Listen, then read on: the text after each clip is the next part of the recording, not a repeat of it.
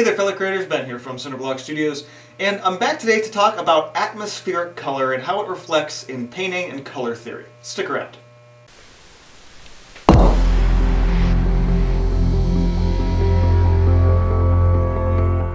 So when it comes to creating a landscape in particular, but some portraiture and illustrations can fall under this as well, it's important to look at atmospheric color and not just like, well, it's in the background, don't worry about it. There's actually a whole realm of color that encompasses how things look at a distance, and that's what atmospheric color is really kind of about. Anyone who does landscape drawing probably knows that anything that's further away from the viewer is going to seem less detailed, and you're probably just going to start seeing blockier shapes rather than more just defined edges. But there's a whole realm of color with that too. The atmosphere of the Earth isn't just like a blanket between the Earth and the stars. There's a whole level of clouds and mist and haze and smoke and just anything that can exist at a distance. We have rain clouds or it's raining in the distance, so things are going to be either gray out or the color distorts or desaturates a lot of times. So you have to think about a lot of those things when you're designing your landscape.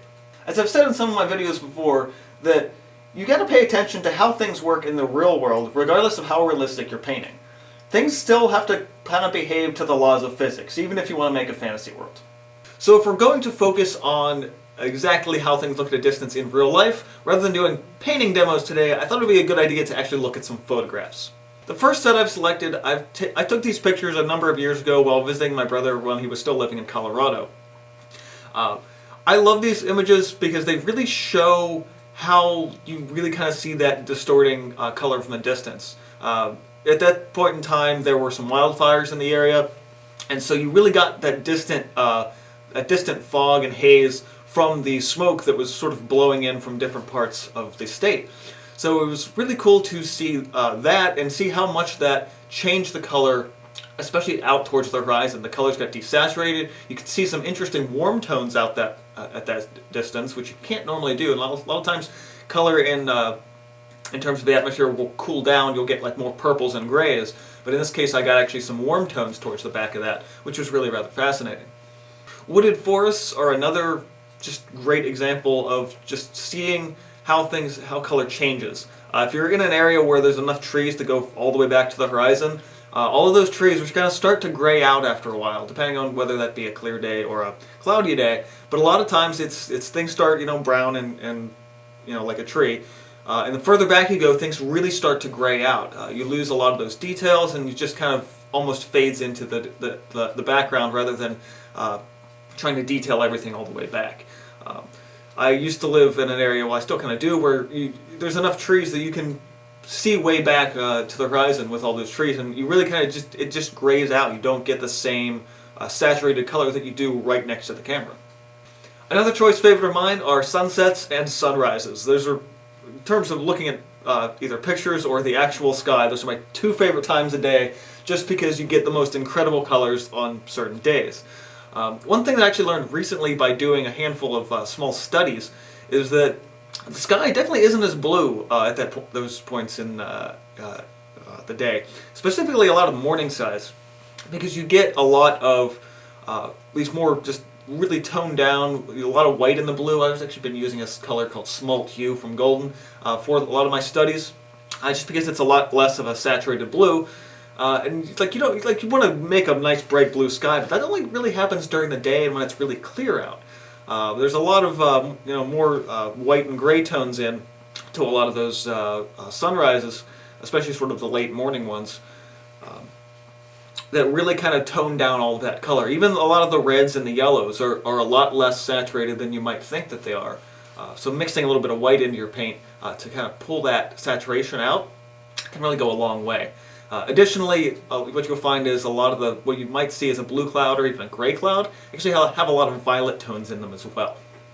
And my final example, I apologize for the resolution on these pictures. Some of these go back at least 15 years now. But I decided to grab a couple images of the Appalachian Mountains down in West Virginia. I mean, there's also some here in Pennsylvania, but the trip I was on, I got to see the rolling hill mountains and the sort of the fog that comes up out of them, especially in the morning. It's really cool to see, and it kind of gives you an idea of what things look like, not just at a distance, but also you could just be at the bottom of the valley looking up and kind of see the cloud looming over the top of the trees, and you don't even see the top of the trees sometimes. You just see that it just fade into white going up into the sky because all the morning fog is sitting around there. I think it's another great example of playing with atmosphere. Haven't quite played with this idea in my own paintings yet, but I'm sure sometime in the future I'll be getting there myself. Now you can sit and look at pictures all day, but the practical thing is really, how do you apply this to a canvas? Well, if you're starting out, the stuff in the background, keep your paint thinner and lighter, especially towards the back. You don't want to use a lot of thick, heavy paint, because that's the stuff for the foreground. Keep things at a distance, and really kind of think about, you're not going to see a lot of thick texture back there. You're going to see just really thin, it's in the distance, and keep your paint lighter in that way. So lighter colors. So think about light violets, light greens, some light grays, as well as light blues. So generally cool colors that give you that distorted atmospheric color. Another great way to do this, if you're already kind of midway through the painting, is to add some thin layers of transparent white over some stuff in the background to just kind of push that color back and bring some of the color in your foreground up a little bit more. Now, if you're painting specifically with cool colors, especially for the bulk of your landscape, just start thinking a little bit about your complements. So you might actually want to go for warmer colors in the far back, just to kind of give a little bit more contrast and complement with the colors in the piece. This stuff kind of goes back to complementary colors, which we've talked about in the color theory videos before, so I don't want to really dive into that too much. But the idea is simply like, think about not necessarily total opposites, but maybe like a tertiary, one off to the side, like an analogous color, to really kind of offset the piece a little bit, so you get more unity, but you still get the idea of the colors distorted because it's at that distance. And the last tip, this kind of goes back to what I was saying before, but use photo references. If you don't know what you're doing yet with atmospheric color, go to Google. Search images, search sunsets, sunrises, distant mountains, whatever you happen to be painting, and reference them. Look at them, it's like, okay, that's how that looks. I'll try and replicate that to some degree, not necessarily the same composition, but how the lighting works and how the color works, and replicating that in your work. It's important for every artist to, when you don't really know what you're doing yet, use photo references, especially for color. So I know it's kind of a little bit difficult to do a color theory video for painting without actually painting, but for this particular topic of atmospheric color, the best thing you can do for yourself is, one, look at photos, and two, go out in your environment. Go look at the atmosphere, the horizon, whether it be you're standing on top of upper floor of a nice tall building and you can look out, or you're just on top of a big hill and you can look out. And at different times of day and at different weather patterns, have a look out. Snap a picture with your phone if you need to. Just get yourself out there and start looking at how color looks on the horizon. And if you start really kind of observing that and making note of it, I can guarantee you you're going to make better paintings down the road. So if you learned anything in this video, be sure to hit the like button. Check me out in social links in the description box below.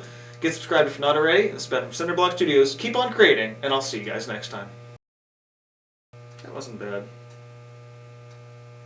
Could have been better.